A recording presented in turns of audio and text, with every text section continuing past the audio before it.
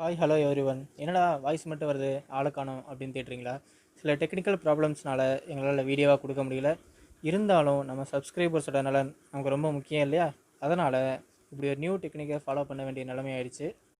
நம்மளோட டெய்லி லைஃப்பில் நம்ம எவ்வளவோ இன்வென்ஷன்ஸை பார்த்துருப்போம், எவ்வளவோ மிஷின்ஸை யூஸ் பண்ணியிருப்போம். இருந்தாலும் சில நேரங்களில் ஒரே மிஷினே டிஃப்ரெண்ட் டிஃப்ரெண்ட் ஃபார்மில் இருக்கிறத நம்ம நோட்டீஸ் பண்ணியிருப்போம். என்னடா எப்படியும் ஒரே யூஸை தான் இருக்க போகுது, அப்புறம் ஏன் டிஃப்ரெண்ட் டிஃப்ரெண்ட் ஃபார்மில் வச்சுருக்காங்க அப்படின்னு என்னைக்கா யோசிச்சிருக்கீங்களா? அப்படியே யோசிச்சிருந்தாலும் என்ன பெருசாக இருந்துற போகுது அப்படின்ட்டு நம்மள்ட்ட பல பேர் அதை கண்டுக்காமல் விட்டுருப்போம். ஆனால் நம்ம முன்னோர்கள் ஒரு பழமொழி சொல்லியிருக்காங்க, ஞாபகம் இருக்கா? சிறு திரும்பும் பல்குத்த உதவும் அப்படின்னு. அந்த பழமொழிக்கு ஏற்ற மாதிரி இதில் என்னடா பெருசாக இருந்துற போகுது அப்படின்னு நம்ம கண்டுக்காமல் விட்ட ஒரு விஷயம் நம்ம லைஃப்பில் நமக்கு எவ்வளோ யூஸ்ஃபுல்லாக இருக்குது அப்படிங்கிறத பற்றி தான் நம்ம இந்த வீடியோவில் பார்க்க போகிறோம்.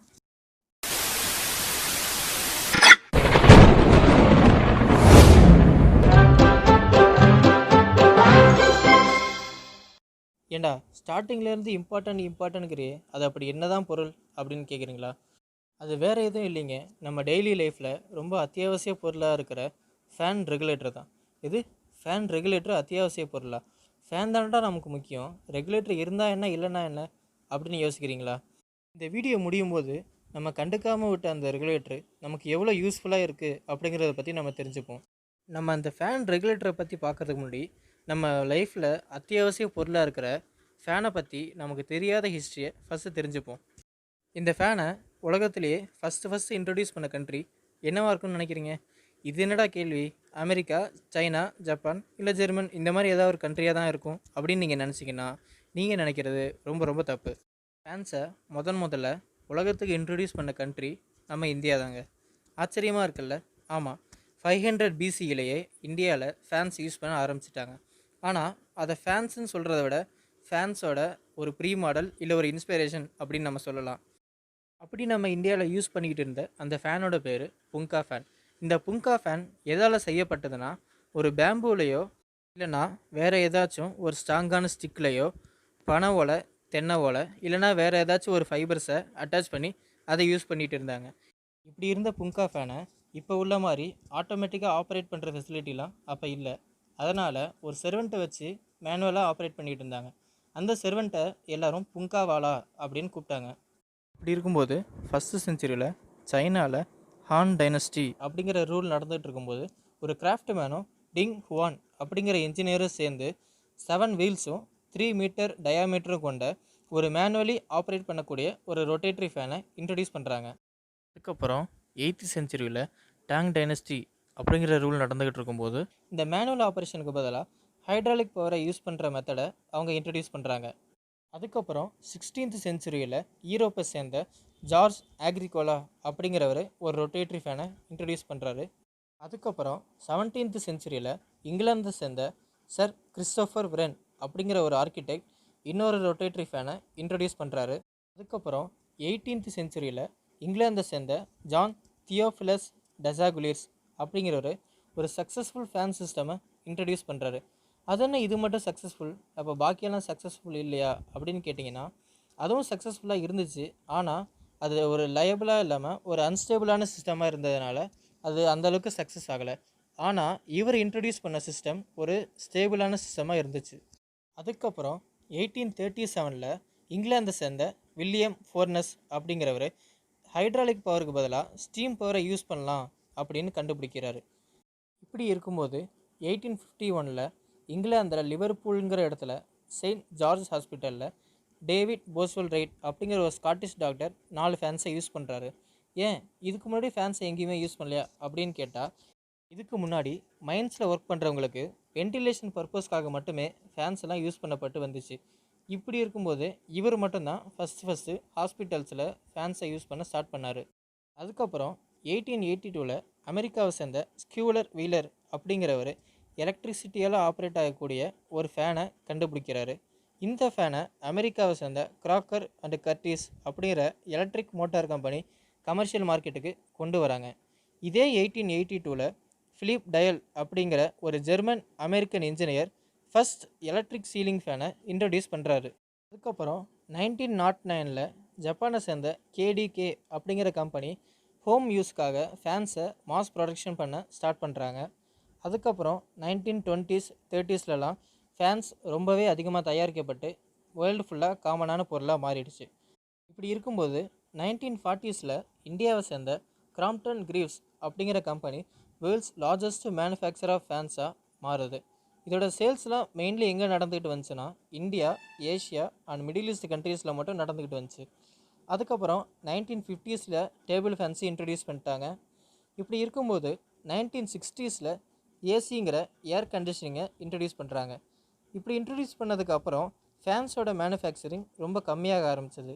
ஏன்னா எல்லாரும் ஃபேன்ஸை விட்டுட்டு ஏசியை அதிகமாக யூஸ் பண்ண ஆரம்பிச்சிட்டாங்க.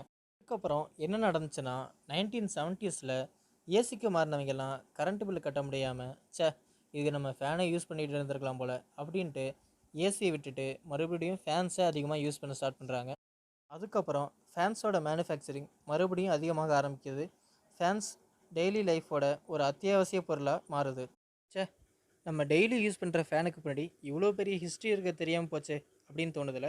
சரி, இப்போ நம்ம ஃபேன்லேருந்து அப்படியே பொறுமையாக கீழே இறங்கி ரெகுலேட்டருக்கு வருவோம். இந்த ரெகுலேட்டர் எதுக்கு யூஸ் ஆகும்னா, ஒரு சர்க்யூட்டில் உள்ள வோல்டேஜோட வேல்யூவை ஒரு சர்டைன் ரேஞ்சுக்குள்ளே சேஞ்ச் பண்ணுறதுக்கு இந்த ரெகுலேட்டர்ஸ் யூஸ் ஆகும். நம்ம ஃபேனில் யூஸ் பண்ணுற ரெகுலேட்டர்ஸை 2 டைப்பாக பிரிக்கலாம். ஒன்று எலக்ட்ரிக் ரெகுலேட்டர், இன்னொன்று எலக்ட்ரானிக் ரெகுலேட்டர். இந்த எலக்ட்ரிக் ரெகுலேட்டரை 90s கிட்ஸும் இயர்லி 2K கிட்ஸும் கண்டிப்பாக பார்த்துருப்பீங்க. எதுக்குடா சுவிட்ச் போர்டு பக்கத்தில் தேவையில்லாமல் இவ்வளோ பெரிய பாக்ஸை மாட்டியிருக்காங்க அப்படின்னு நீங்கள் யோசிச்சிருப்பீங்க. அந்த பாக்ஸை வேறு எதுவும் இல்லைங்க, இந்த எலக்ட்ரிக் ரெகுலேட்டர் தான். இந்த ரெகுலேட்டர்ஸில் வோல்டேஜ் வேல்யூ அட்ஜஸ்ட் பண்ணுறதுக்கு என்ன யூஸ் பண்ணுறாங்கன்னா ரெசிஸ்டர்ஸ்.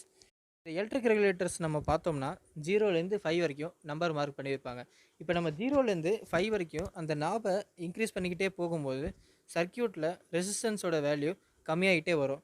ரெசிஸ்டன்ஸ் கம்மியாகிட்டே வரும்போது கரண்ட் ஃப்ளோ ஜாஸ்தியாகி ஃபேனோட ஸ்பீடும் இன்க்ரீஸ் ஆகும். இதுவே நம்ம 5லேருந்து 0 வரைக்கும் மூவ் பண்ணிட்டு வரும்போது சர்க்யூட்டில் ரெசிஸ்டன்ஸோட வேல்யூ ஜாஸ்தியாகும். அதனால் கரண்ட் ஃப்ளோ கம்மியாகி ஃபேனோட ஸ்பீடும் கம்மியாகும். சரி, இந்த எலக்ட்ரிக் ரெகுலேட்டர்ஸை நம்ம ஏன் இப்போ யூஸ் பண்ணுறதில்ல? ஒருவேளை சைஸை பெருசாக இருக்கிறதுனால யூஸ் பண்ணுறதை நிப்பாட்டிட்டோமா அப்படின்னு கேட்டிங்கன்னா, இதோட ப்ராப்ளம் இதோட சைஸ் இல்லைங்க, இதில் யூஸ் பண்ணுற ரெசிஸ்டர்ஸ் தான். அந்த ரெகுலேட்டர்ஸில் ரெசிஸ்டன்ஸ் அதிகமாக அப்ளை பண்ணும்போது high amount of heat produce ஆகுது. அந்த ஹீட்னால் ரெசிஸ்டன்ஸ் மட்டும் டேமேஜ் ஆகிறது இல்லாமல் ரெகுலேட்டர்ஸும் அடிக்கடி ரிப்பேராக போயிடும். இதனால் நம்ம அந்த எலக்ட்ரிக் ரெகுலேட்டர்ஸை யூஸ் பண்ணுறதை ஸ்டாப் பண்ணிட்டோம்.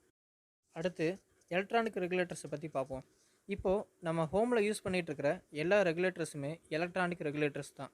இந்த எலக்ட்ரானிக் ரெகுலேட்டர்ஸை நம்ம 2 டைப்பாக பிரிக்கலாம்.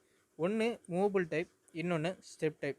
இந்த 2 டைப் ரெகுலேட்டர்ஸ்லையுமே நம்ம ரெசிஸ்டர்ஸ்க்கு பதிலாக கெப்பாசிட்டர்ஸ் யூஸ் பண்ணுறோம். இப்போது இந்த 2 டைப் ரெகுலேட்டர்ஸ்க்கு நடுவில் உள்ள டிஃப்ரென்ஸை பற்றி பார்ப்போம். மூவபிள் டைப் ரெகுலேட்டரில் பார்த்தீங்கன்னா நம்ம எலக்ட்ரிக் ரெகுலேட்டரில் பார்த்த மாதிரி 0 to 5 அப்படின்னு நம்பர்ஸ்லாம் போட்டிருக்க மாட்டாங்க. ஸோ நமக்கு எந்த அளவுக்கு ஸ்பீடு தேவையோ அந்த அளவுக்கு நம்ம ஃப்ரீயாக மூவ் பண்ணிக்கலாம். இதுவே நம்ம ஸ்டெப் டைப் ரெகுலேட்டரில் பார்க்கும்போது எலக்ட்ரிக் ரெகுலேட்டரில் பார்த்த மாதிரி 0 to 5 அப்படின்னு நம்பர் போட்டிருப்பாங்க. ஸோ நம்ம இந்த 0 to 5க்குள்ளே மட்டும்தான் மூவ் பண்ணிக்க முடியும். எலக்ட்ரானிக் ரெகுலேட்டர்ஸில் நம்ம கெப்பாசிட்டன்ஸ் இன்க்ரீஸ் பண்ணும்போது கரண்ட் ஃப்ளோ அதிகமாகி ஃபேனோட ஸ்பீடும் இன்க்ரீஸ் ஆகும். அதே மாதிரி நம்ம கெப்பாசிட்டன்ஸ் கம்மி பண்ணும்போது கரண்ட் ஃப்ளோவும் கம்மியாகி ஃபேனோட ஸ்பீடும் கம்மியாகும். சரி, இந்த ரெகுலேட்டர்ஸ் அப்படி என்ன தான் யூஸ்ஃபுல்லாக இருக்குது அப்படின்னு கேட்டிங்கன்னா, இது ஃபேன் ஸ்பீடை மட்டும் அட்ஜஸ்ட் பண்ணுறதில்ல. நம்ம கரெக்டான ரெகுலேட்டர்ஸ் யூஸ் பண்ணோன்னா நம்மளால் கரண்ட் பில்லையும் சேவ் பண்ண முடியும். அது என்ன ரெகுலேட்டர்னா ஸ்டெப் டைப் தான். ஏன் ஸ்டெப் டைப் மட்டும் கரண்ட் பில்லை சேவ் பண்ணுதுன்னா, மற்ற 2 ரெகுலேட்டர்ஸோடு நம்ம கம்பேர் பண்ணும்போது ஸ்டெப் டைப் ரெகுலேட்டரில் தான் கரண்ட் லாஸ் அப்படிங்கிறது ரொம்பவே கம்மியாக இருக்கும். ஸோ இதனால் நம்ம கரண்ட்டை மட்டும் இல்லாமல் கரண்ட் பில்லையுமே சேவ் பண்ணலாம். ஸோ நீங்கள் ஸ்டெப் டைப் ரெகுலேட்டர் யூஸ் பண்ணிட்டு இருந்தீங்கன்னா உங்களுக்கே தெரியாமல் கரண்ட் பில்லை சர்டைன் அமௌண்ட்டை நீங்கள் சேவ் பண்ணுறீங்க அப்படின்னு அர்த்தம்.